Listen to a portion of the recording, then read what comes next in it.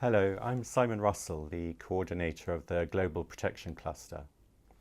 Last week I joined an interagency mission to Iraq to see what place is given to protection in the humanitarian operation, and I want to highlight some good practices from there. First of all, the humanitarian operation has great leadership. The humanitarian coordinator, Lise Grande, is playing a critical role in promoting protection essential to the humanitarian response, both within the prioritization of protection within the operation and her advocacy with high-level political and military counterparts, for example in Fallujah. The head of UNHCR, Bruno Guedo, also deserves praise for bringing forward key protection issues to the humanitarian country team, as well as providing the protection cluster with the independence to act. The protection cluster is well coordinated at senior level by Julian Herrera of UNHCR and Dennis Ardis at the Danish Refugee Council, supported by colleagues at the subnational level.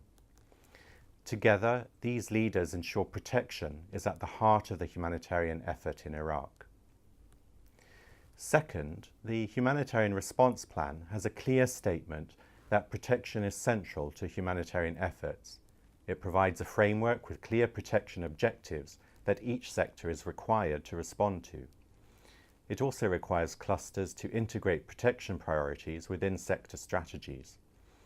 As the centrality of protection is clear in the HRP, funding mechanisms include protection priorities, for example, the Country Humanitarian Fund.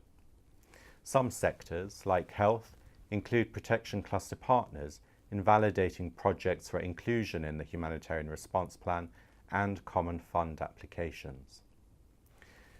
Third, a focus on subnational coordination as the way to ensure delivery of protection services is an effective method of working. A good example of this is how the food security cluster is picking up protection issues at food distribution points, which is a first-line response, and referring them to the protection cluster. A call centre, which receives calls from the public and gives information to them, is also picking up on trends in issues, including protection, as well as following through on referrals. Finally, a word about cash. Cash-based interventions and livelihoods represent an important method of addressing protection problems which transcend sectors. They also provide flexibility and promote dignity in the response by providing families with a means to address what is uppermost in their minds, be it eviction for non-payment of rent or buying medicines for an elderly family member.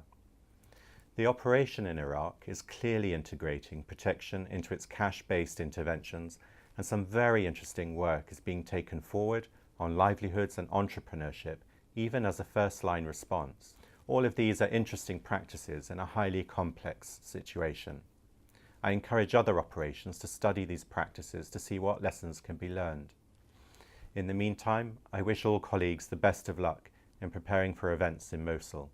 Thank you for listening.